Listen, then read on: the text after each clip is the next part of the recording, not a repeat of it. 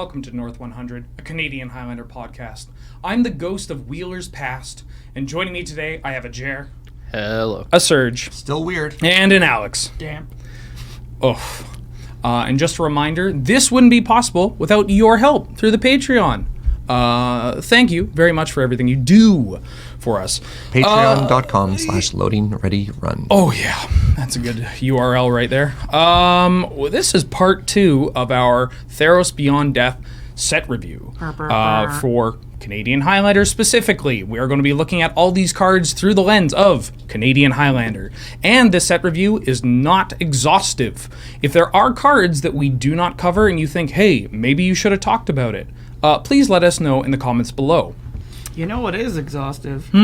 That spell called exhaustion that's 2 and a blue, and they skip their untap step. Speaking of You're blue, not wrong. Yeah. Great segue, thank you. I'm funny. Speaking of blue, one of the cards that we heard mentioned several times in the comments was Thassa Deep Dwelling. But I'm not going to actually talk about Thassa. We covered it. We covered it. It's more of a concern about addressing cards when you're looking at them for Canadian Highlander. Thassa is something that, yes, you can play it in, say, the Blink decks, but do you want to? With a lot of the comments being based around, hey, if you steal a permanent and then blink it, you own it forever. Doesn't change our thoughts on the card. Yeah. Doesn't change it. Because often when you're looking at these cards, you'll find scenarios where you're taking an already powerful effect, such as stealing your opponent's creature, and then you're adding this extra card to make it better. Control Magic doesn't need help. Videl Shackles doesn't need help.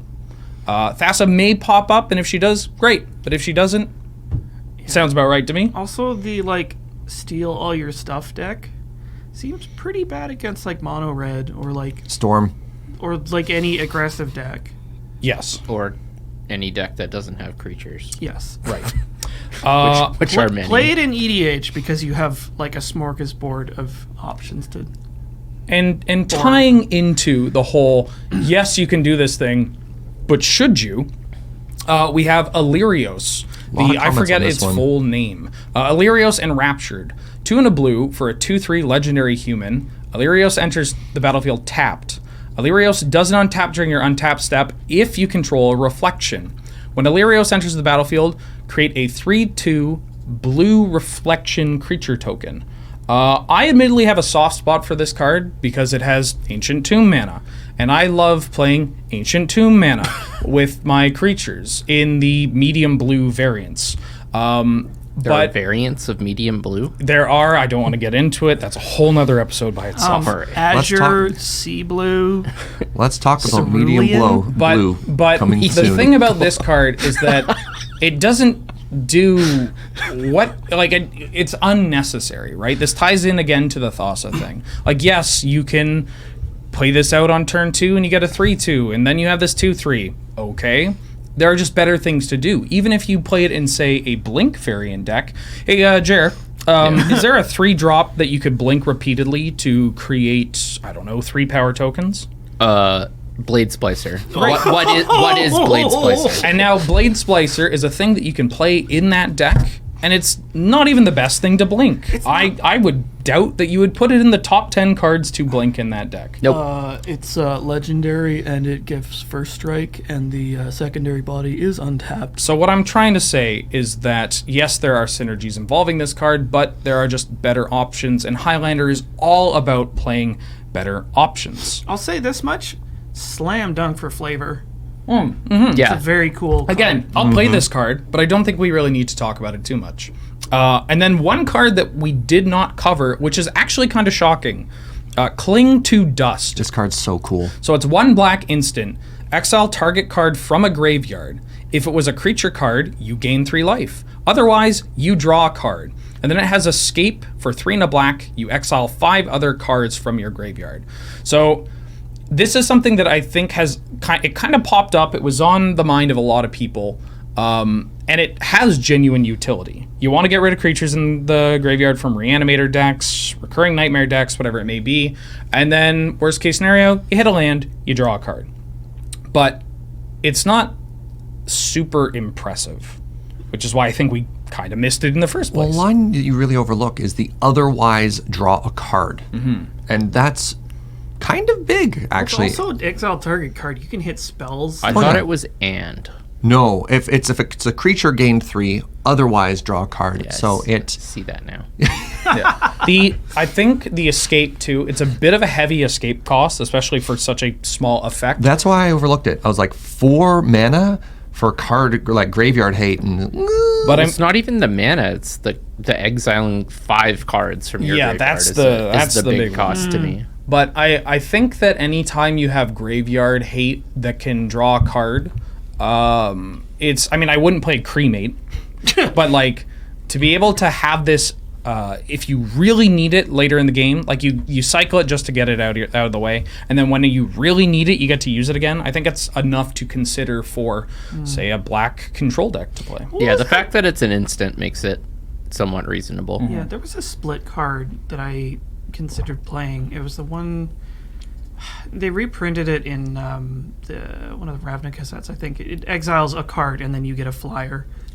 there's Beckon Apparition. That's Wasn't the even a Yeah, one. split back in card. Apparition. Yeah. Yeah, okay, it's not a 1 split mana, card, it was- black, white, Hybrid mana. Yeah, hybrid mana card, exile a card from a graveyard, that create a card was 1/1 kinda spirit. cool. And it's interesting because I was also thinking of Beckon Apparition as we looked at this Yeah. as like, hey, it's an instant speed exile target thing with upside, and nobody played this. The thing about Graveyard Hate is that we have some absurdly powerful Graveyard Hate available, so you kind of have to like Timuret that we covered is a good Graveyard Hate card, and it still is going to be limited in its application, right?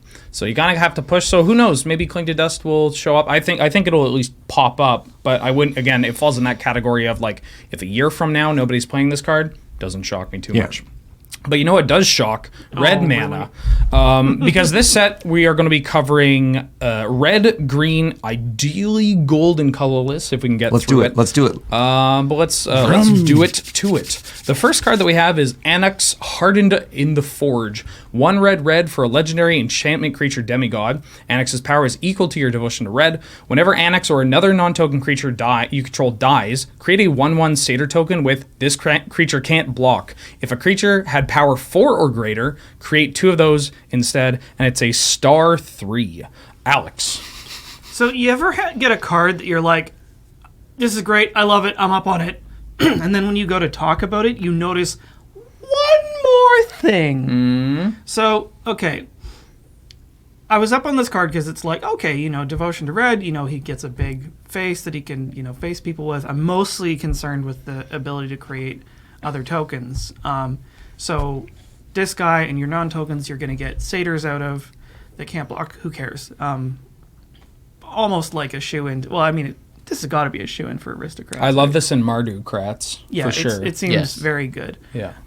It triggers off itself. Great. I only just realized that the last caveat, if the creature had power 4 or greater, create 2 tokens, that triggers off himself as well. Yes. And is likely to do so if you have 4 devotion. Well, assuredly, if you do have 4 devotion. Yeah, Likely just in general. I think you're going to make a lot of tiny men out of this guy. Well, you always love creatures that left a body behind afterwards. That was sort of one of your mainstays in aristocrats, and all of a sudden getting 2 bodies your behind. basement your basement kind of lowest worst case scenario for this is it's a 2/3 that you get a 1/1 And when it the dies. more things they print like this, and I forget, like Pawn of Ulamog, they work incredibly well together, and the more things you get like that, the more it becomes easier to get that like sort of natural combo kill with the Kratz deck. Yeah, love it. This does go in aristocrats. The next card I was going to throw to Alex. If you don't want this, I'll take it because I have a love for this card. Escape Velocity. It's 1 red for an aura enchant creature. Enchanted creature gets +1/+0 and has haste. 1 in a red. Exile 2 other cards from your graveyard. Escape. Tell me about this card. Okay, so you like this? I like this. All right, Serge, tell me why you like this. You want Do this? you remember Dragon's Breath? Yes, I'm familiar with Dragon's Breath. Yeah, I want to bring that up really quickly. Okay, Dragon's Breath. It's a Scourge enchantment, 1 in a red, enchant creature. If Dragon's Breath is in your graveyard and a creature with converted mana cost 6 or greater enters play, you may enchant Dragon's Breath to that creature. Enchanted creature has haste. Enchanted creature has fire breathing. Yeah. Pay 1 red, gets +1/+0. I like escape velocity in that same deck.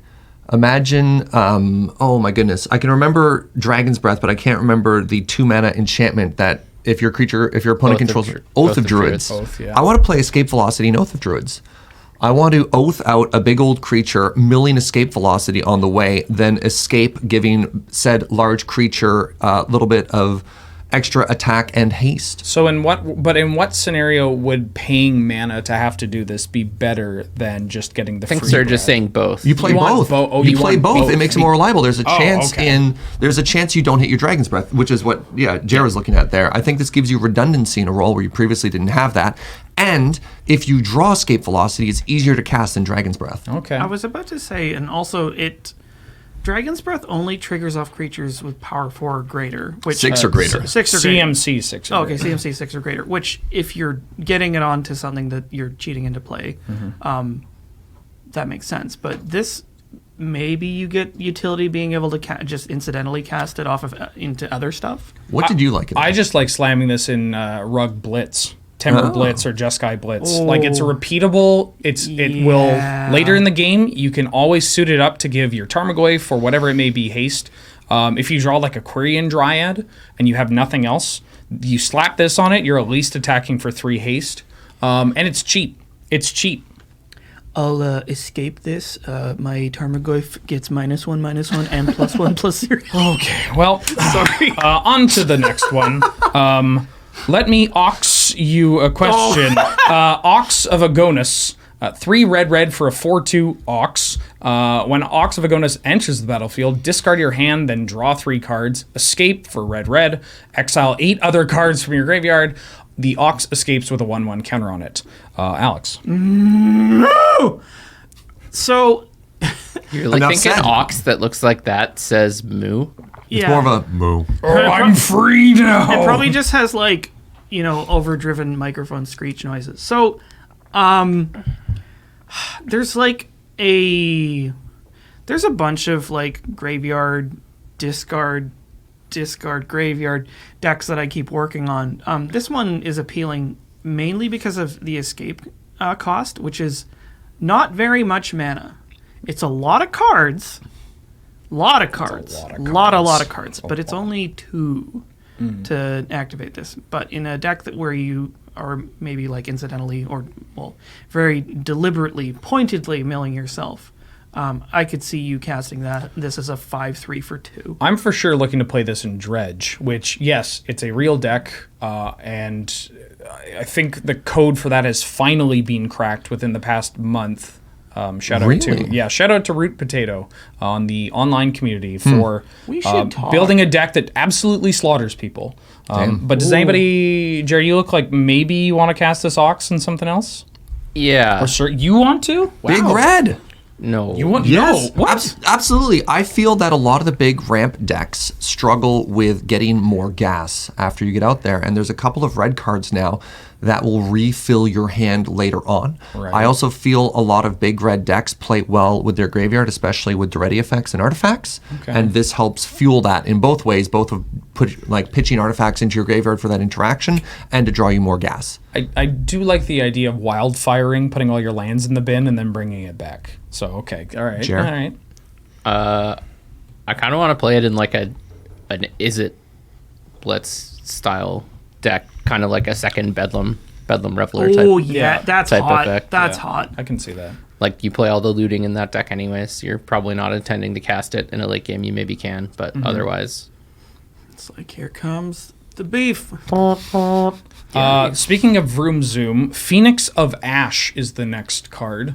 One of my favorite cards in this set. 1 red for a 2/2 Phoenix. It has flying and haste. You pay 2 in a red. It gets +2/+0 until end of turn and has escape. 2 red. Exile 3 other cards from your graveyard. Phoenix of Ash escapes with a 1/1 counter on it. Jer. This card is really, really good. It's going to kill me dead. Yeah, this is just like a really playable it's really, Phoenix. really good. It's like one of the better medium red cards in the set, I'd say. Well, it doesn't even have Ancient Tomb mana, and it gets that mantle. That's tough. We saved that Ancient Tomb mana for the extra damage. The way back. Yeah. Yeah, like there's a lot of Phoenixes that have been printed over the years, and they all have a kind of similar, returns from the graveyard theme, but there's only a handful that are really playable because many of them have very prohibitive costs or hoops to jump through. Like there's a Metalcraft one, or don't have double fire breathing. Yeah.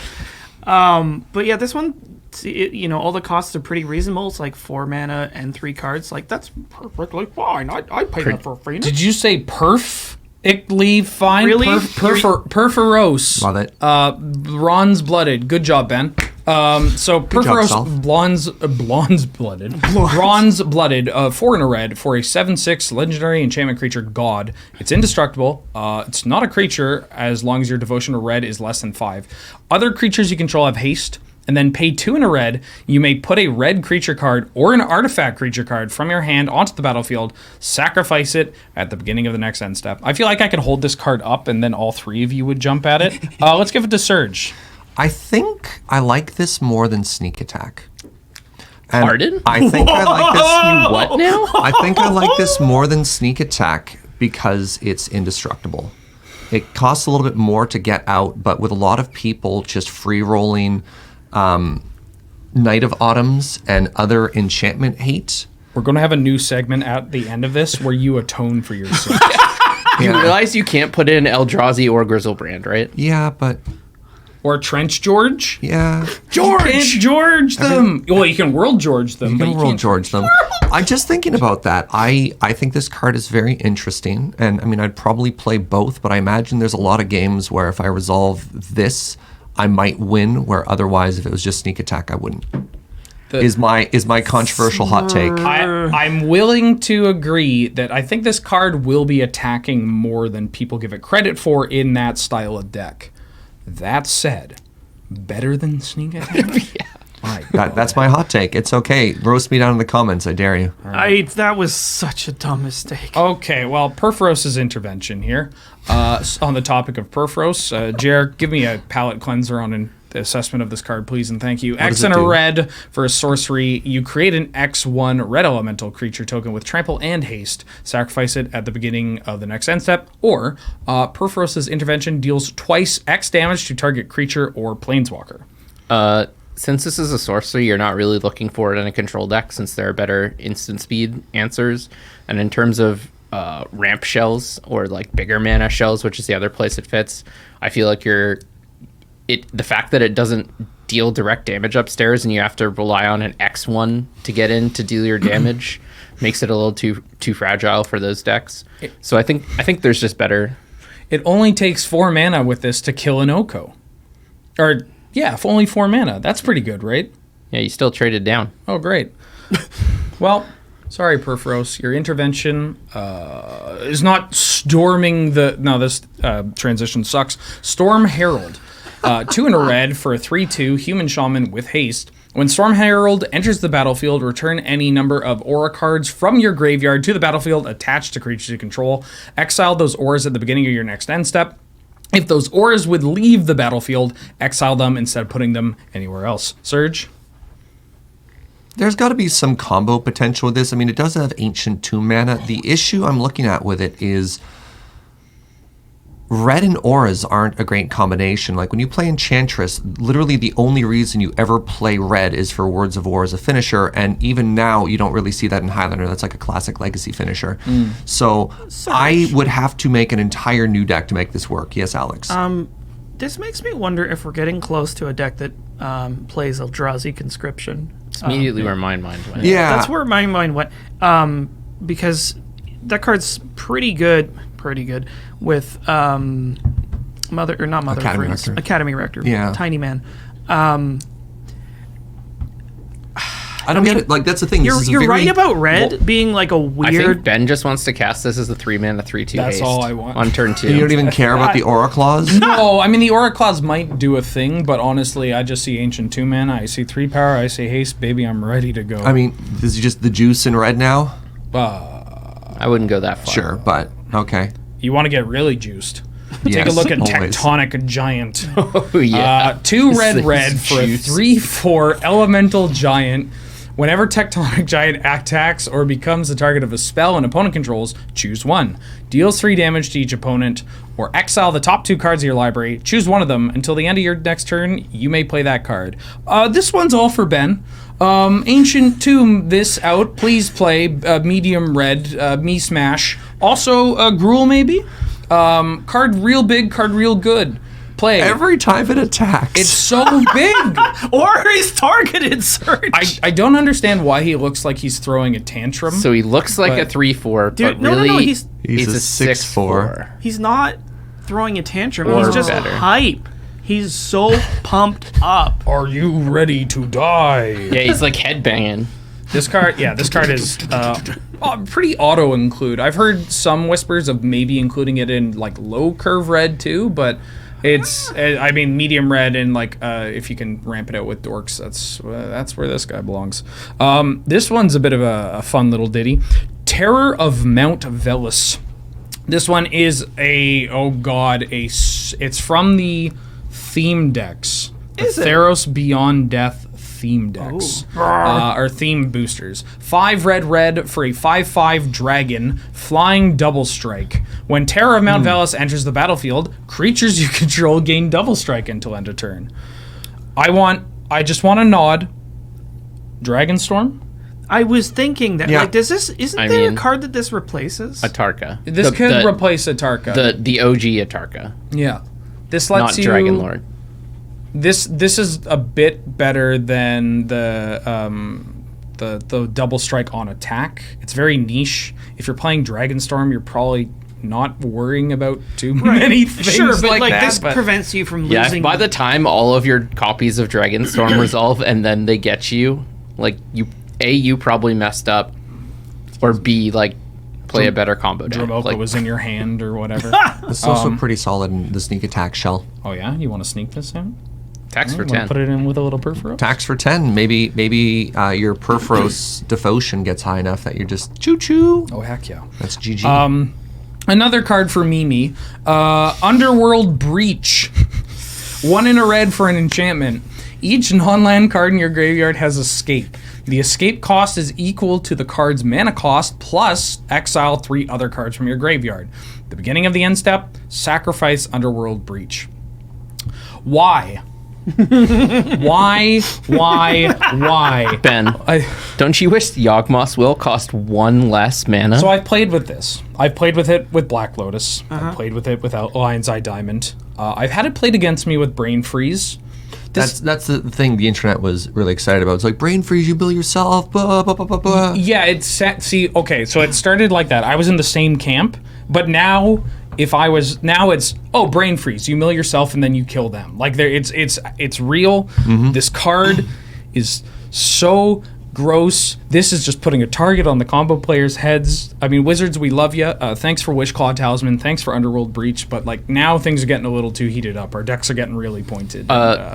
Would you play this fairly? Like, I hear people talking about playing it in like Blue Moon, for example. Do you think it fits there? I'm gonna go no for Blue. You just think of it as a draw spell, though? Because you play this. I'm also not on board, but people are like, oh, you just play this in the late game and then bolt them 4 times. I mean, and this then they die. card's good with a lot of things. Or you right? play this and then you recall twice and then they die. Yeah, that's But, pretty like, get Because it's escape, it's not exiled. That's the thing. Yeah. Like Yawgwill, you get to cast the card once from your graveyard. Yeah, and that's then good it's enough. gone. You get to do it over and over Yeah, because like- escape puts it back into your graveyard. Don't limit yourself to 0 mana artifacts with this. Time Walk's a thing. Lightning Bolt's a thing. You could recall. You could honestly like. I wouldn't be shocked if people tried to slam this in other decks that just want to restock on creatures or whatever. I'm Yeah. gonna get ahead of the comments right now. is this under consideration for pointing? Is it powerful enough to that extent? I realize it's a big question, but that is going to be something that shows up in the comments, and it's way too early, right? All right, quick little addressing on this card. We don't immediately point cards. We don't point cards like after 2 months or so. We like to play with cards. We like to test cards. We like to look at them. There are cards like this that are very powerful, and they may down the line, sure, maybe, but we've got to play it. Like if we just went like, oh, this card, yeah, pointed, like that's you'll never know. That's not great. You're going to skew your data before you get like anything out, Spellseeker, arguably one of the best cards that the format has received in decades, basically.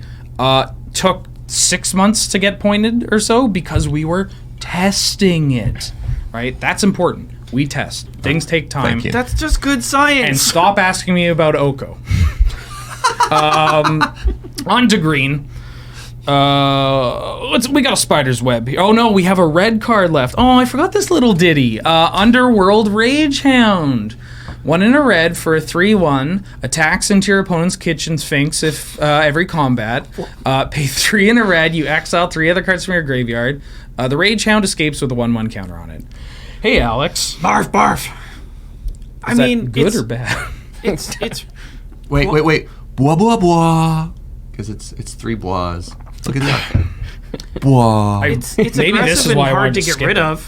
of. Whether that makes it good enough for a deck, I don't know. Escape is a mechanic that I haven't had much time to experiment with. And I mean, it being kind of a turd that doesn't flush, I don't know. Maybe that's good enough. On to green. Arasta of the Endless Web. 2 green for a 3/5 legendary enchantment spider with reach. Whenever an opponent casts an instant or sorcery, at any time, you make a 1/2 green spider token with reach. Why does it Surge? reach? I like this card a lot. Yeah, you do? I like this card a lot. I mean, you can even just ignore the word enchantment on it. This goes in any deck that you want to have a better matchup against blue with. So every time. Yeah, which is very interesting. I mean, you can play it in... What immediately comes to mind for me is sort of like green X mid-range. Or even on the top end of a more aggressive deck. What red spells kill something with 5 toughness? Very few.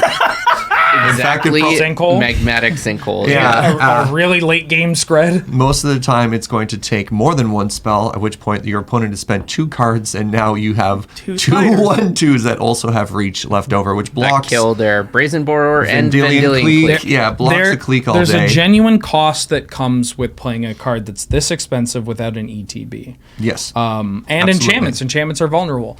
But I cannot stress how good a 1/2 reach token is. Yes. Play some Innistrad Draft if you can. You'll start to understand why 1/2 tokens just kill everything. Yeah. Speaking of spiders, we have a Chain Web Arachneer. 1 green for a 1/2 reach. Speak of the devil.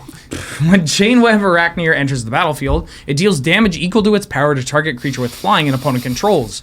It has escape for 3 green, exile 4 other cards, and when it escapes with 3 1/1 counters on this. Alex, does this beat out cards like Crawl Harpooner? Oh man, I think I'll just play both. Honestly, like Crawl Harpooner, Crawl Harpooner. I'm Serge. I love coffee. Was really good. Ouch. Rude. Where's the burn? Rude, uncalled for. Yeah. Crawl Harpooner is a very good card on its own. I find myself green Sun Zenith thing into it a lot. This is the same kind of thing. It comes down earlier. Well, it's important to note that Crawl Harpooner is a fight, so you might 1-for-1. This card just punches. Snipes. So this doesn't trade itself for what it's shooting, where Crawl Harpooner often dies to what it's killing. But it's less likely to deal with the big problem. Like if your opponent has a Glory Bringer and it's exerted once and it's about to untap, you're like I need to hit the red button. Like this thing isn't necessarily the red button. Its late game is crazy. Yeah. So I think you play both. I think this card's going to pop up quite a few decks. Destiny Spinner. 1 and a green for a 2/3 enchantment creature human. Creature and enchantment spells you control can't be countered, because that's what 2 mana creatures in green get you now. And 3 and a green, target land you control becomes an XX elemental creature with trample and haste until end of turn, where X is the number of enchantments you control. Serge? This card's so cool. Why is it a 2/3? There's Like, I'm going to save my text rant for a Why different does it card. have so much upside? so the biggest downside to this is, of course, the fact that it's a creature. Which I think starts to push Enchantress into a different direction. No, sorry. Again, my Pardon? my old way of playing Enchantress is you play as few creatures as possible, other than your Enchantresses. You wrath constantly, and you build up a board from behind to safety. And this is starting to push in a Highlander Enchantress deck more into a creature path and bestow this Sanctum Stompy thing that we've been talking about. For the record, I wasn't laughing at the statement you said. I was more shocked by how instantly I agreed with you when, like, being a creature is the worst part about this and card. this is like, a that's very such a good wild card. thing to be like, oh, he's right. And it's above rate creature. Yeah, it's a 2/3. No, this is absolutely fantastic. This is really, really, really strong, and I'm probably going to be playing it in the next Friday Night Paper Fight. All right. Going to Why be does killing it the weather cost with 2 it. mana and make everything else in the future not be able Jer, to be countered? I'm so sorry, but we're going to have to move on to something infinitely more vascular. Dryad of Elysian Grove. 2 and a green for an enchantment creature nymph. You may play additional land on each of your turn. Lands you control are every basic land type in addition to their other types. Oh, and it's a 2/4. Doesn't die to bolt. Serge? So this card is interesting, but has some rather significant. I call it rather significant downside. So Prismatic Omen is very interesting, and I have never been more ranched in a game of Magic ever than when somebody played a what's that 5/7 that when it enters the battlefield or leaves the battlefield destroy a land of every basic. Sundering Titan? When I got Sundering Titan with a 7/10. Prismatic, It was like 7/10, 5/7? 7/10. Pardon me. Pardon? I got absolutely ranched when I had a Prismatic Omen in play and somebody Sundering Titan me on the way in and the way out because they're like, one of your mountain, plains, forest, island, swamps, and it left, and they just 10 for zeroed me. I have some great news for you. Yes? It's no longer 2014. Yeah. People are not playing People as aren't many playing that as Sundering much. Titans. Yeah. So this is interesting. I think this goes in a lands deck specifically if you're trying to scape shift them. It lowers the requirement of the number of mountains you have to play in order to kill somebody. Other than that, you can play a 3 or 4 color lands deck a little bit more greedily. What? I think Jeremy and I are screaming in our heads about You how don't get to cut mountains because you put this card in your deck. That is not how Well, it no, works. you still play 10. It just makes it much easier. There are games when you're playing Scape Shift where you get your mountain cost off, or if you're playing a red version of the deck and you're worried, you're like, okay, I have to play all these mountains. Now I have to justify playing more red spells. You can play a less red heavy version of Scape Shift Valakut without worried about mountains. So I want to play which this. I have done. I want to play this in Hot Tub Time Machine. The lands. It's like a 5-color lands combo with Time Walk and Mystic Sanctuary, and you play all the other lands cards. But obviously, if you're a 5-color deck, your mana can struggle at times. Yep. Being able to play additional lands is huge. Yes. Because that lets you have a loop of every turn. You play a Sanctuary, put Time Walk on top, you strip your Sanctuary, repeat. I think this card is absurd. Absolutely absurd. It's also just nuts in regular Scape Shift. Yep. Like Serge, the fact that it is Prismatic Omen plus Exploration on a 2/4 body is doesn't get bolted. And honestly, these decks play Idyllic Tutor and Enlightened Tutor occasionally. So it's not, you're probably finding Fast Bond. Crucible. Or Crucible. But the fact that you can Green Sun for a cheap. Green Sun for this. This just gets found with everything. I'm not trying to say as if I'm not massively excited about this card. I was trying to think of you're like, okay, obviously it goes in lands. Yeah. Yeah. Alex tried to jump in a couple times. Yeah, they what's that black creature that got printed recently that nugs them on swamps? Oh, Dread Presence? Dread Presence. This makes Yeah. that It's better. best friends with everything that cares about land types. Also, this card also kind of looks like a JoJo reference. So does Dread Presence. It's not leaning far back enough. Yeah, that's true. Anyways, Hyrax, or is this Hydrax Tower Scout? It's Hyrax. Hyrax Tower Scout, 2 and a green for a 3/3 human scout. When the Tower Scout enters the battlefield, untap target creature. Wait a minute. Jer. Uh-oh. So I've already cast this probably upwards of 40 times on Magic Arena. All right. And I'm doing it to untap Vannifar. Well, that seems good. Yeah. That's probably what it's going to do if it sees play in our format, but there's probably better options. Like if you really only want to play Rug, it probably maybe gets in if you want a fourth one. But I still think it's worse than Pestermite, Deceiver Exarch, and Bounding Crisis. Is there a benefit to it being only green? I mean, there have been like green-white Kiki pod-ish decks or Naya decks, but this not untapping pod in some way is kind of. Oh, okay. Yeah, it works on the Kiki side. It doesn't work on the pod side. With Splinter Twin too, though. I mean, I think this card, it's a card. This one's for me, and I'll be very quick.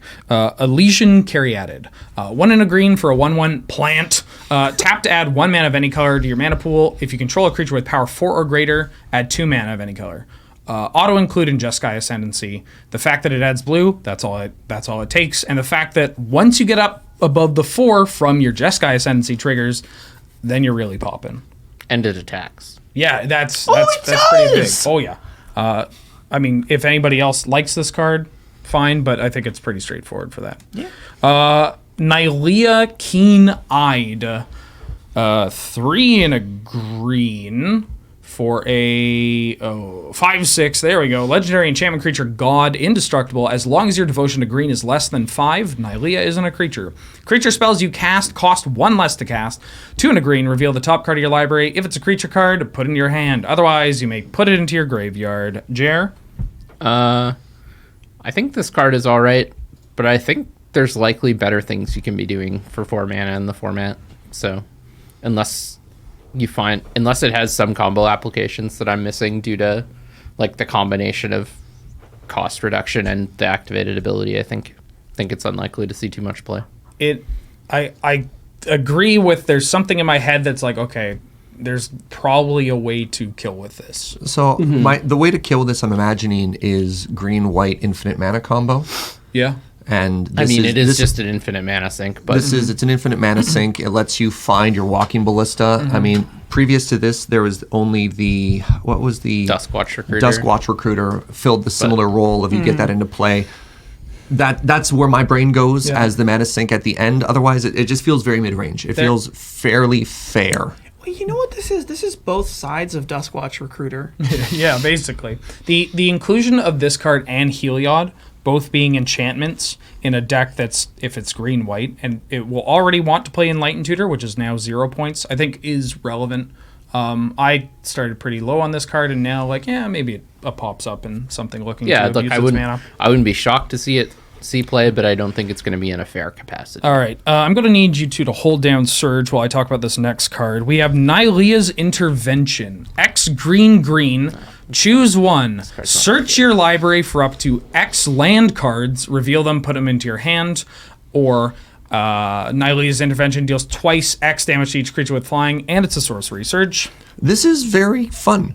I think it's fairly costed. It is a little bit slow. I mean, 4 mana to get your 2-card combo for, oh my god, Stage Depth. Thank you. Dark Depths and Thespian Stage is there. The fact that it also acts as a way to sort of semi-wrath is good. It offers flexibility. It slices. It dices. Yeah. It's no crop rotation.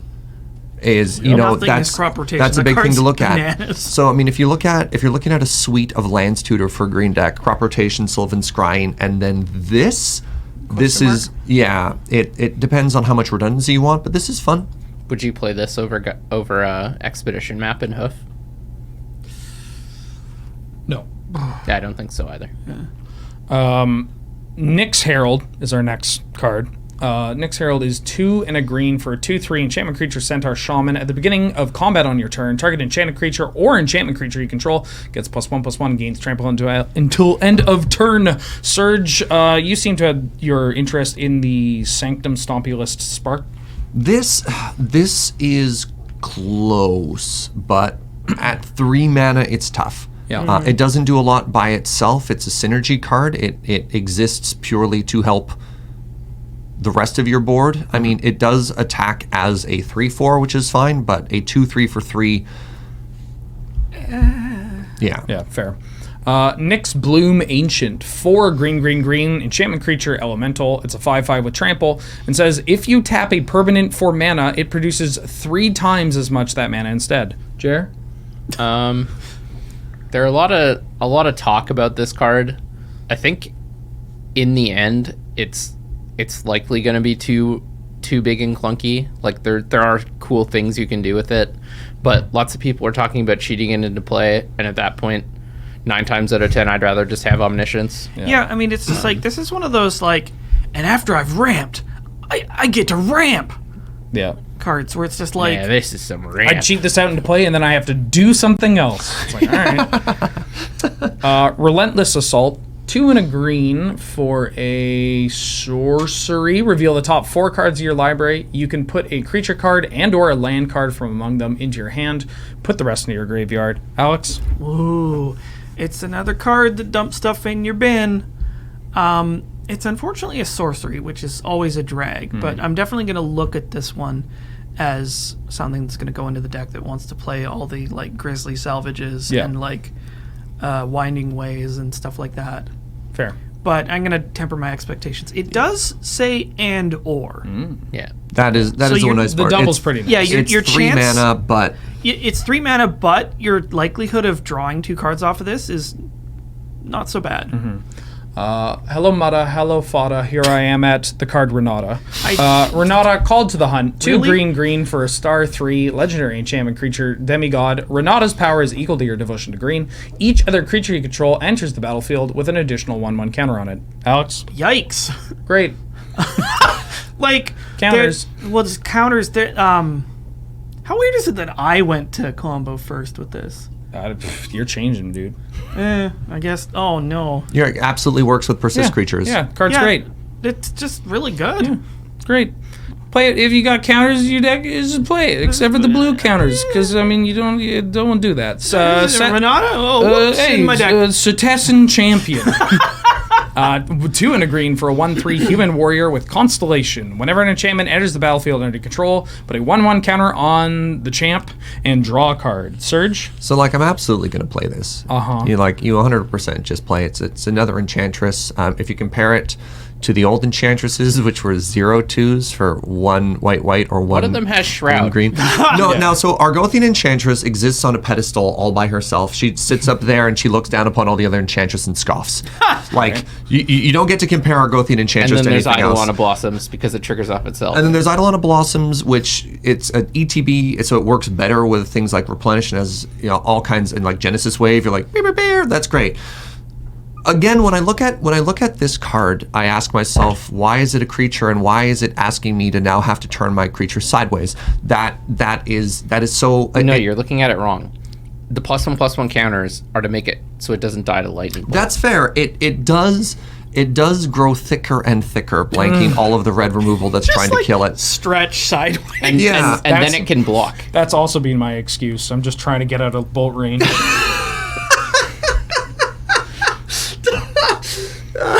So you mentioned Enchantress, and I immediately thought of Dylan Moore, and it's like, I don't even know you're there, but if I did, I'd ignore you. Cetessan Petitioner.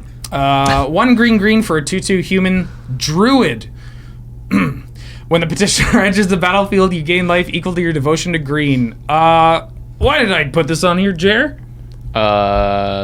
Good question. Why'd you put this on here? I don't know. It gains. It's a cheaper Nylea's Courser with 2 relevant creature types. That's not the right name, is it? Nylea's disciple. Anyway. Skola Grove Dancer. Let's get to the real life gain card of the set here. It's a 2-drop 2/2 enchantment creature, Satyr Dryad, 1 and a green. Whenever a land is put into your graveyard from anywhere, you may gain 1 life. 2 and a green, put the top card of your library into your graveyard. Serge? I think this is going to find an interesting slot as a 2-drop in this new Enchantress or Sanctum Stompy world that we're going to be living in. Not lands? I don't think so for lands. So oftentimes with a lands deck, you want to offset the damage from Fast Bond. Why every time you play a land, you gain a life. It going into your graveyard doesn't really work too well with the loop. You could potentially go infinite with... Go on. No. I mean, Like it works with Zergan Orb.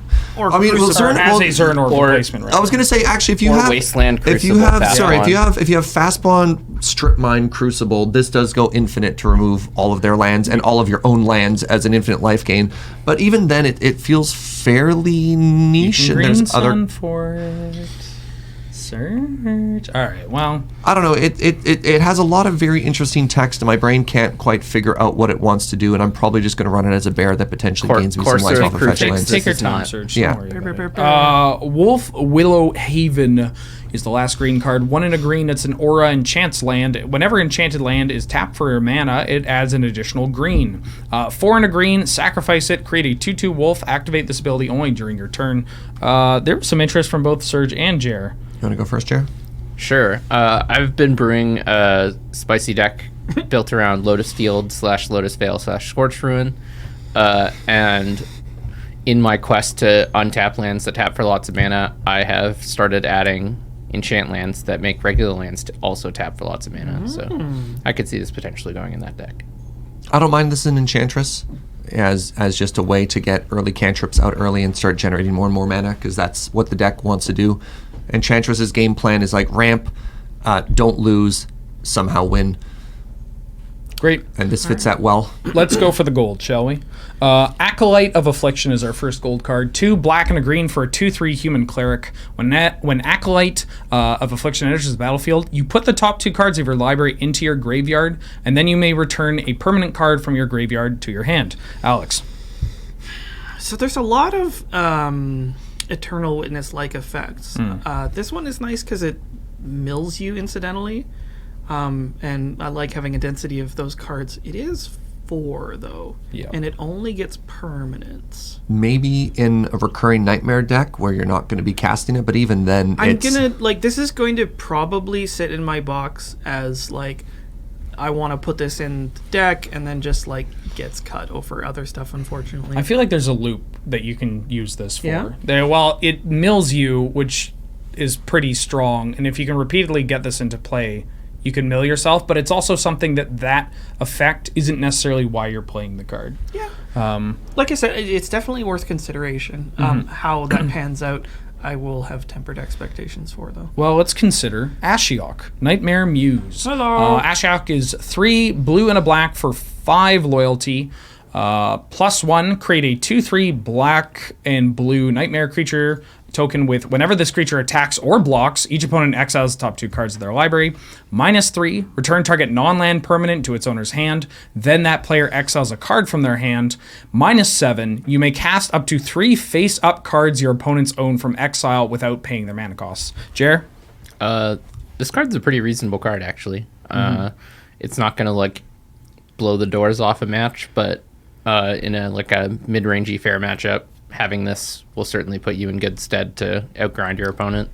I'm not sure it's much better than a lot of the other Planeswalker options, especially since we got a glut of 3-mana Planeswalkers that are absolutely absurd.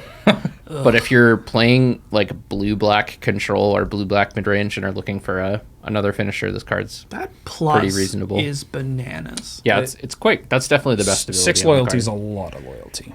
And 3 toughness on the creatures is a big deal. Like the fact that when you plus this, the red decks don't just get to go shock attack you is Yeah, it also quite like, good. It mills them on blocks. It as doesn't well, it doesn't so- mill them, it exiles. It's so Oh, much that's better. worse. It's For way them. better. Yeah, filling their graveyard is often a downside. One thing worth mentioning, especially after the Thassa comments, is the -7 is any card your opponent has exiled, not necessarily cards that Ashiok themselves have exiled. Neat. So Dig through times. exactly, there are more targets than you might think of with a -7 there. And cards that people tend to exile for those are often like bigger creatures or planeswalkers that most decks don't have reliable ways of reusing and whatnot.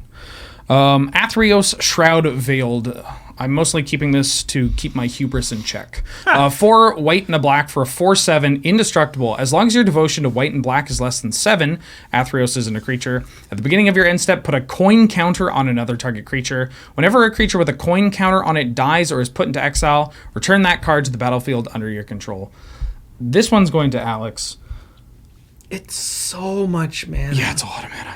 It's so much mana. I may have misread this card a bit. Its ability is strong, but it's as Alex said, it's so much mana. Like it's also slow. Yeah. It's slow. It's slow much mana. You know where I would consider playing it is in a prison deck. A pre-release? Ouch. It's not in the set. I look you at can't this, play it at pre-release. and I'm just like, you could try. I would probably rather be playing Debtor's Knell. That's Hell yeah. You know what I'd rather be doing? Yeah. Talking about Atris, Oracle of Half-Truths. 2 blue and a black for a 3/2 menace. When Atris enters the battlefield, target opponent looks at the top 3 cards of your library and separates them into a face-down pile and a face-up pile. Put one pile into your hand and the other go into the graveyard. That's so cool. Jer? I'm going to cast this card a lot, and this is easily the coolest card in the set for me. It's a Gaunty that you can pitch to Force of Will. This is like the most Jeremy card that I think they've had in the past year.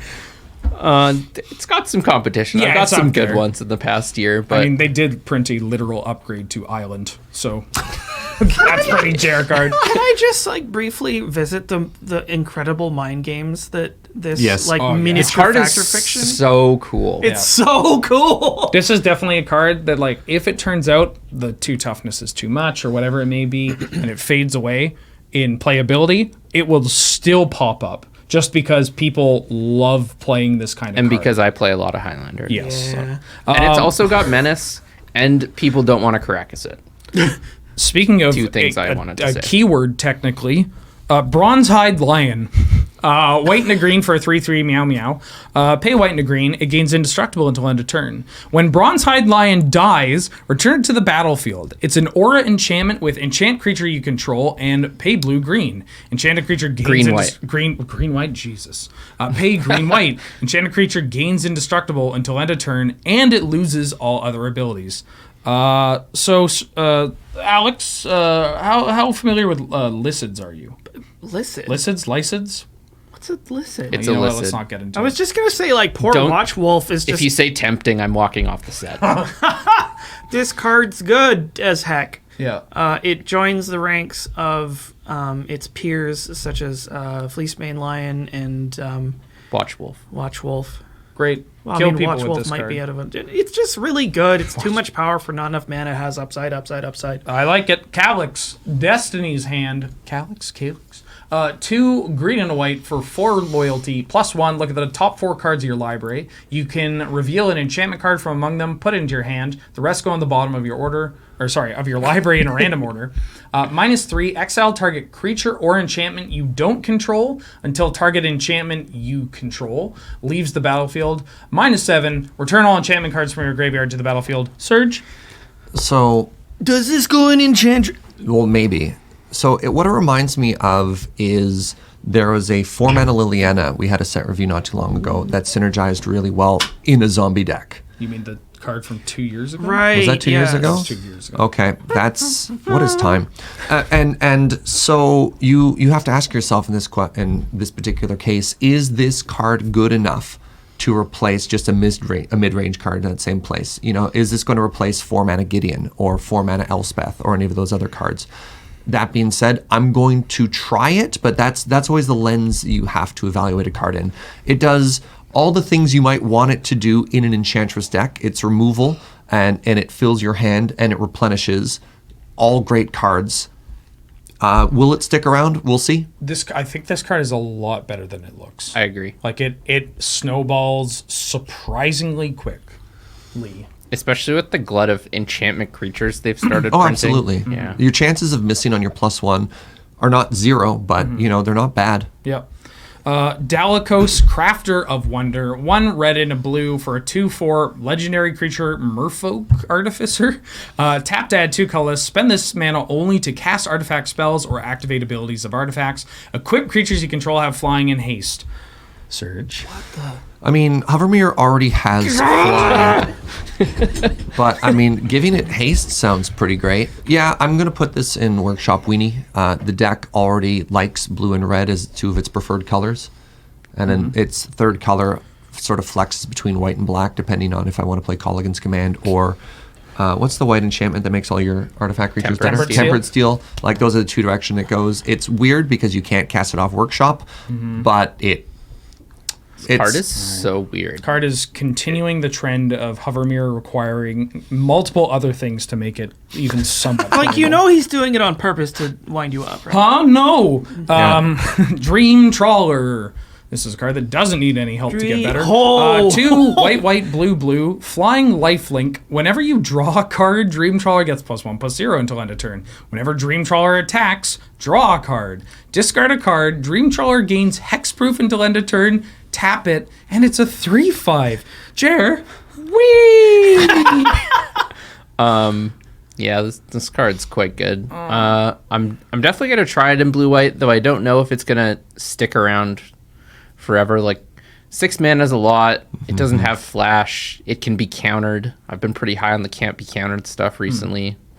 But yeah, definitely gonna try it. It's gonna be great if you get to resolve it in aggressive matchups. I think the big advantage this card has off of the other Sphinxes that protect themselves and draw cards is lifelink. I think that is. Oh, yeah. That's This flex is thing. the best Sphinx that protects itself for sure. Yeah. And the fact that it attacks as a 5/5 at least is not terrible, but yeah, it's quite good. Dream Trawler. Not just for losing matches in Sealed.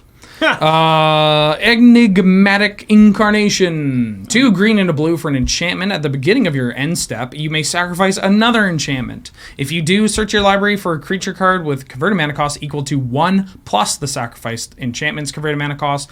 Put that card on the battlefield. Serge? This card is very interesting. The comparison is, of course, Pod, but this obviously isn't Pod because you only get to do it once. It's nice that it's at your end step. It's not an upkeep trigger, so you get value out of it the turn it comes into play, whereas a lot of those effects, you have to wait a full turn before it goes through. And, like, worst case scenario, you can always sack itself and get a 5-drop. It says another. Oh, does it? I take that back. Oh, Dang. yeah. I was like, oh, that's kind of sweet, but it's not. It's.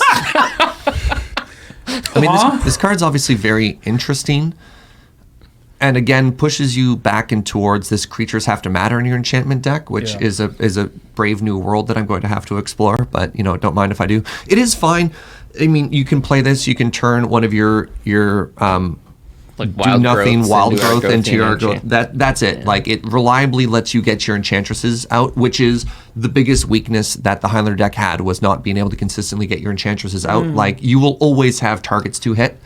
You have enchantresses now at 2, 3, and 4 with our Gothian enchantress, like Vesuvian enchantress, and the one we just Eidolon talked about, Eidolon of Blossom. So that's fine. And at 5, I'd even be happy to put in something like Magus of the Future as an honorary enchantress, as a creature that just lets you draw a ton of cards. So I'm going to play this card. I'm absolutely going to play this card, but I think temper your expectations because it's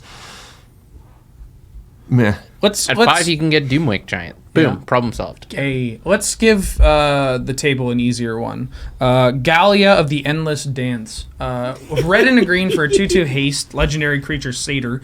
Other satyrs you control get +1/+1 and have haste. Whenever you attack with 3 or more creatures, you may discard a card at random. If you do, draw 2 cards. Gallia, go vroom zoom. Alex, agree? She's so stoked. I'll be honest, I didn't read much of this card because I was so up on the art. I mean, you don't really need to read much. It's really good. 2 power haste. The art really says it all, honestly. Oh, yeah. Whee! The loot's pretty, I mean, hey. It's better than turbo loot. Yeah. It's like discard a card at random, just cast the good ones. Great. Are you ever going to pump another satyr? Probably not. Probably I mean, not, Xenagos. Fire Drinker Satyr Yeah, all right. probably goes in the same deck. Yeah. Vroom. Speaking of good segues, Hoktos the Unscarred. Welcome to my hell. Red, I don't know what you're referring to. Red, white for a 6/1 legendary creature, human warrior. Hoktos attacks each combat of Fable. As Hoktos enters the battlefield, choose 2, 3, or 4 at random. Hoktos has protection from each converted mana cost other than the chosen number. Jer? I'm gonna die to it, but I still think it's bad. Yeah. That's how I feel. I think I agree. Oh, I hate random stuff like this. Also, the mana cost is so prohibitive. Like, that's the biggest thing for me. Like, if this was like 2 red white and you could at least Ancient Tomb it or like reliably cast it, then I'd be like, sure. Like, it's got a lot of power, doesn't die that easily. But like, you're not going to cast this on turn 4 like a reasonable percentage of the time. That is the most ambitious mana cost I've ever seen. If somebody casts this on 4 on curve, take a break. Like you've already, your year's over. You've peaked. Without, I forget what the red-white filter land's called because I literally never played it. That one. Yeah. It's relevant that it always has protection from Caracas. Yeah. And that, I mean, it can and always has protection from 1, so it doesn't get bolted, doesn't get swords. But the mana cost is too prohibitive. The tax each combat available is awkward, and then also just like removal is getting more flexible, and people are like experimenting with more expensive removal spells. The other thing that's awkward is if you're a red-white deck, the first thing my brain goes to is equipment, because that's what those colors like, and you might accidentally give it protection to your own G-Tape. Yeah, but who cares? Your own sword. I mean, it is a 6/1. The fact that you can't berserk this makes it a no for me. I should might we still address, try to adjust. Should we address the weird judge call that everybody has, which is, but if you clone it or copy it in some way, it could potentially enter the battlefield with protection from everything, which that doesn't. Hero of the Nyx board. One white and a red for a 2/2 enchantment creature human soldier. When the hero enters the battlefield, you create a 1/1 white human soldier. Whenever you cast a spell that targets the hero, creatures you control get +1/+0 until end of turn. Alex. Okay, so between the 2 Theros sets that are out now, there's a lot of heroic or heroic style effects.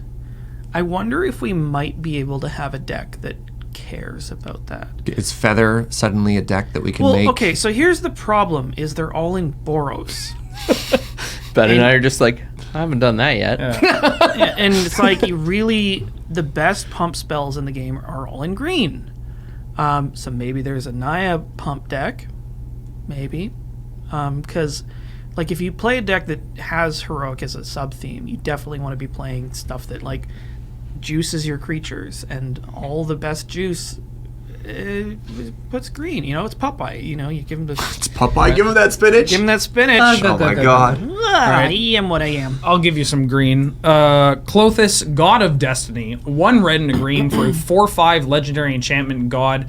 Indestructible. As long as your devotion to red and green is less than 7, Klothys isn't a creature. At the beginning of your pre-combat main phase, exile target card from a graveyard. If it was a land card, add red or green. Otherwise, you gain 2 life, and Klothys deals 2 damage to each opponent. My queen. Jer? Yes, please. More good card. Woof. Where are you playing it? Can you cast it? If so, yes. All right. So every red-green deck, it's that good? Not quite every red-green deck, but you any aggro, red-green right? deck that's like... No, I played it. 100% aggro. It's like a like sort of sulfuric vortex-esque card that also gains you life. No, otherwise... And is often a 4/5 or ramps you, or sometimes is a 4/5. Gain 2 life and they lose 2. That's messed up. It's a one-sided sulfuric vortex potentially that... Yeah, like if this activates twice, it's worth the 3 mana you spent, because that's a War Leader's Helix. Yeah. All right. Oh, it triggers on pre-combat main phase. Sure does. Delta. Croxa, Titan of Death's Hunger. It got cut off. Great. Black and a red for a 6/6 legendary creature, Elder Giant. When Croxa enters the battlefield, sacrifice it unless it's escaped.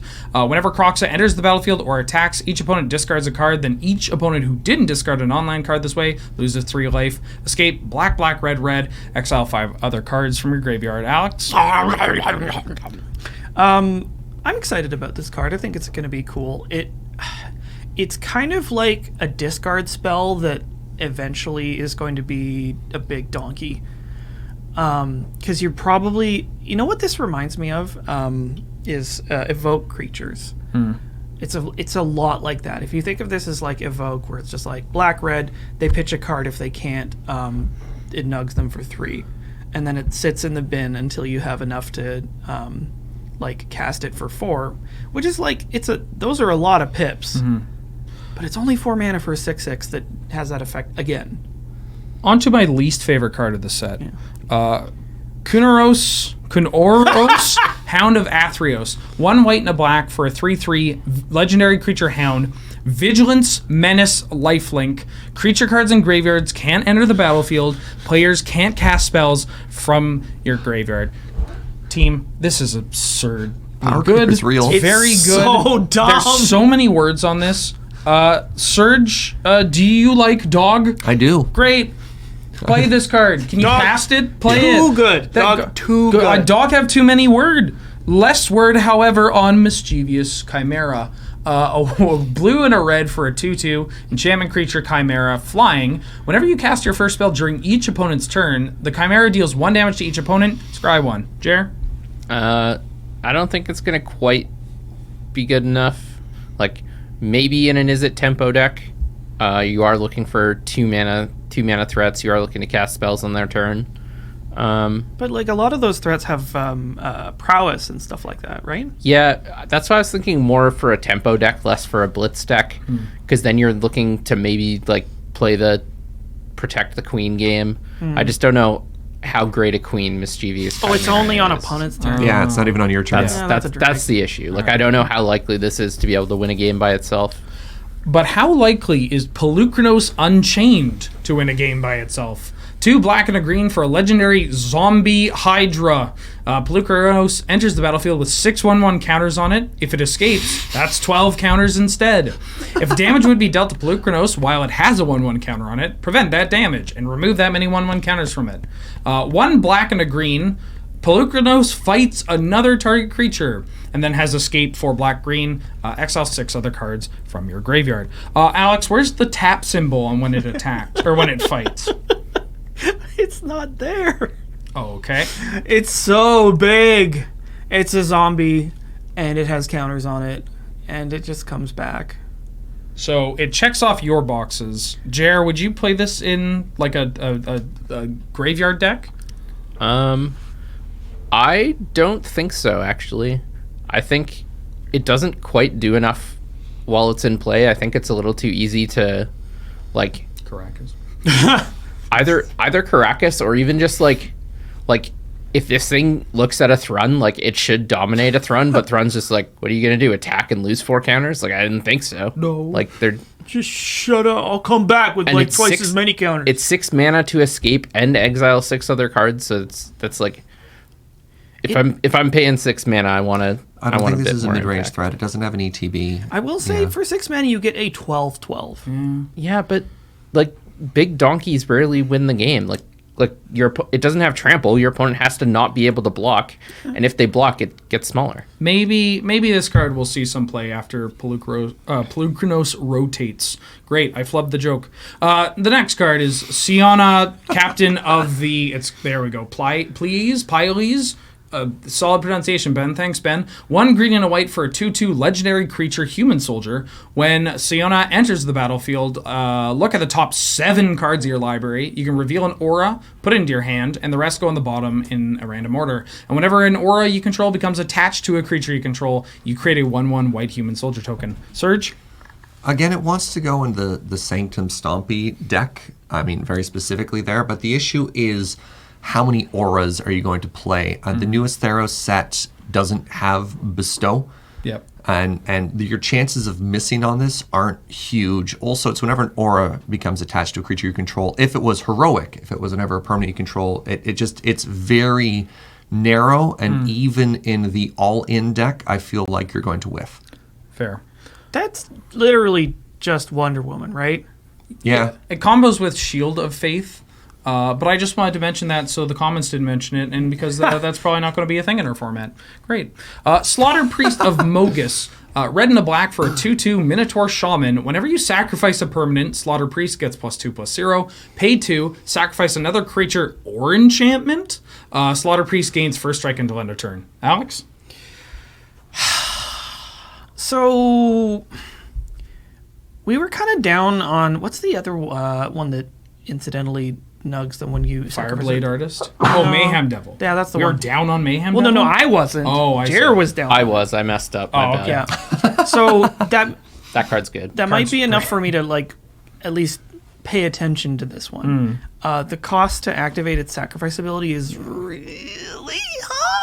I don't think you play this as a sack outlet. You play this as something that benefits off of sacrificing, and then potentially you can use it. Yeah, I mean, it's just like, would you play a 4/2 for 2? Yeah, maybe. If it had haste. If it had haste. Really? It's just, wow. Okay. It takes so much to impress him So now. greedy. Like Speaking the of Power Creeper Zero. Did you Would see you that play dog? it? Would you play a 4/2 for 2 in Aristocrats? Really? Oh, well, I mean, it's more than just that. I like for Okay, a Aristocrat. 6/2 for... I don't know. Anyway. I like this card, but I'm kind of right. actually surprised people don't. It does get bigger off your fetch lands. Now, Serge, you mentioned power creep. Hi. Let me introduce you to Staggering Insight. What? That was my queen. Oh, This is pretty good. Blue and a white for an aura. Enchanted creature gets +1/+1 and has lifelink. And whenever this creature deals combat damage to a player, draw a card. This card's pretty good. Have you read all the words on this card? No, this is. I mean, the comparison would be Curious Obsession. I think this is potentially better. It's harder to cast. It doesn't have the part where if a creature you control attacks, it doesn't have the sacrifice clause. And lifelink is very, very relevant. Of course, playing an aura in this format, there's always a downside for getting 2 for 1. But if you hit once, you're probably pretty happy.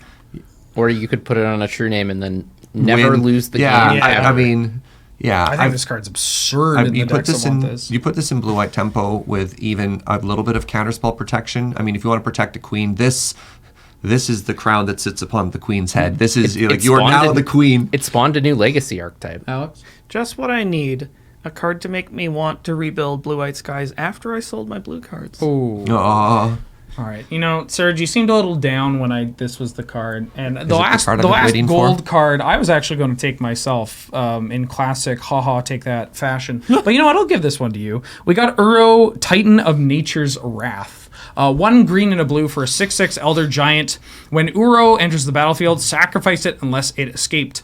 Whenever Uro enters the battlefield or attacks, you may gain 3 life and draw a card. Then you may put a land card from your hand onto the battlefield. Escape, green, blue. Exile 5 other cards from your graveyard. Oh, and it's a legend. Serge, how are you feeling? It's so dumb.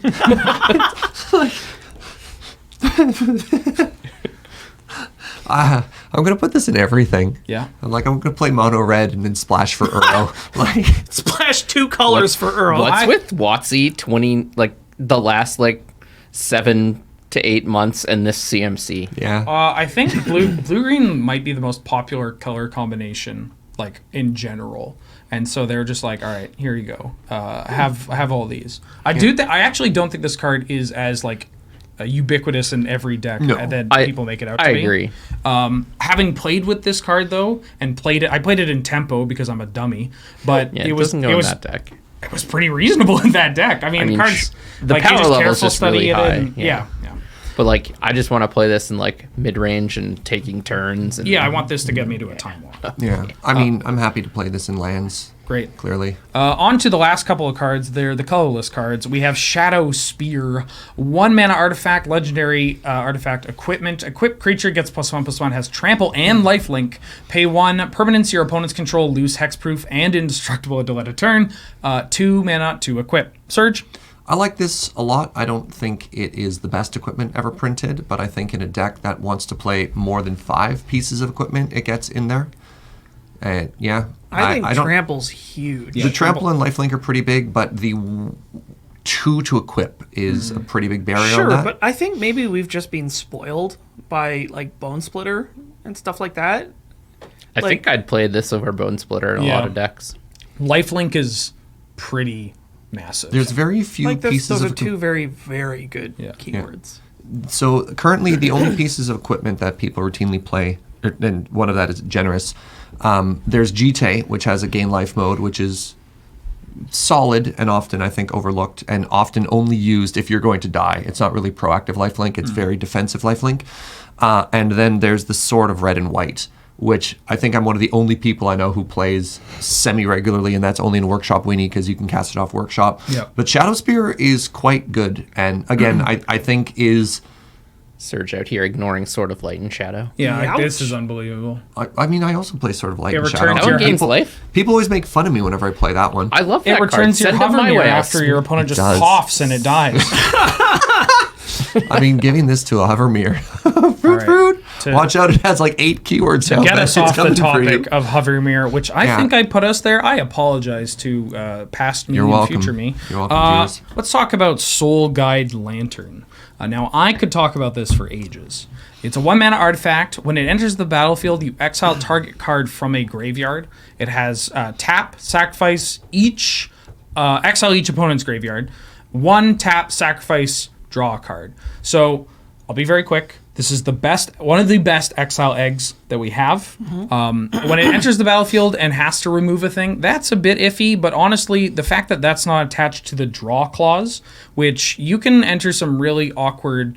I mean, you can do it. You can get around Scrabbling Claws or Phyrexian Furnace requiring a target to exile, but it requires some shenanigans with salvagers, and a lot of people miss that. And so this card is just better than those ones, as well as just has more utility. Love this card. There are 2 other 1-mana graveyard hate cards. Well, there There are several. There's but- Phyrexian Furnace is a big one, and Scrabbling Claws are the closest ones to this. There's also a Nile Spellbomb. Serge is talking about it as a fair card. As so a I think- fair card, you not wanna as an play eggs this a card. fair I think, card. I think he was comparing it to Relic. Oh, I think God, it's, no. Yeah, so if you look at Relic of Progenitus and Nihil Spellbomb, so you're thinking about this purely from like an eggs point of view as a way. That's like, what it is. I think that if you are a deck that is playing something like Relic of Progenitus or Nile Spellbomb and you don't have like artifact utility to get them out, then you are probably wasting a slot on that kind of Sure. card. And if you're like a control deck that wants like a target to like a bullet, then something like Cling to Dust that we talked about is going to be a bit better and easier to find through cards like Spellseeker and whatnot. I just felt that for Soul Guide Lantern in particular, it's a rather narrow and unusual way to play the game as the eggs variant. So just taking a second to differentiate how you're planning to use this versus how most people might read this card. Eggs is narrow? Yes. Not at Yes, Ben. Labyrinth of Scophos. Scophos to take us home. It's a land. Taps that, a colorless. Pay 4 tap. Remove target attacking or blocking creature from combat. Jer? This is really expensive. I think it's just a little too expensive to see playing in control decks. Yeah. Are you just rather having like Core Haven? Yeah. Or just Maze of Ith? Maze of Ith and Core Haven are both playable, but Well, because they cost either 0 mana but don't tap for mana, or 2 mana and still tap for mana. yeah. And 2 is much less than 4. Like the odds of you getting to the point in the game where you can like Core Haven plus like maybe counter a spell or remove a creature is like not unreasonable. Swear, they made another version of this, like Mystifying Maze or something. Yeah, that's And it was that's a just magic as- card. It's like mostly the same except worse because it flickers their creature. Yeah. Oh, So you rebuy their ETBs and it feels terrible. awkward. All right. Well, that's Theros Beyond Death, the North 100 set review.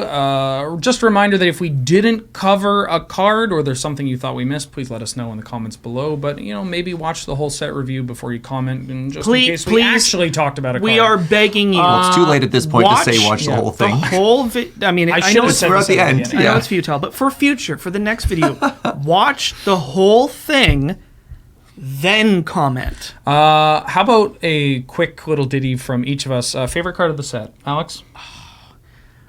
You want me to come back? Yeah, come back. Serge? It's not an individual card, but I'm excited to try out Sanctum Stompy. I'm like more motivated to brew than I have been in a very long time because of that archetype. Jeremy? Thrix. It's Annex. Yeah. The card's messed up. Thrix. is- Annex? Yeah. What about you, Wheeler? I don't know. There's a reason why I'm behind the iPad this time. Maybe it's the Lantern or Uro. Sure. Yeah. Really? And Not- even then, not Underworld Breach? Breach to me is kind of boring, but that's another. You're like, it's it wins the game. Ooh. that's another plate of cookies for a different glass of milk. Anyways, just a What reminder. are we doing next on the first? Me? Oh, I'm winning the year-end Highlander event. Jared, what are you doing on the 1st? No, I'm winning. On February 1st, the Saturday, we're going to be hosting the Canadian Highlander 2019 Victoria Season World Championships.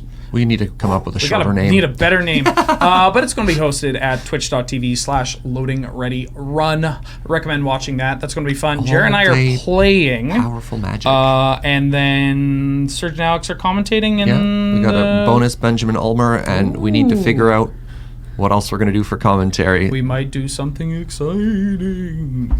Why was I a ghost? Why was that scary? Why am I dead now? You should watch that. It'd be great. Anyways, thank you, everybody. Just a reminder that we couldn't do this without your help over on the Patreon, patreon.com/loadingreadyrun. Until next time, see ya. Bye.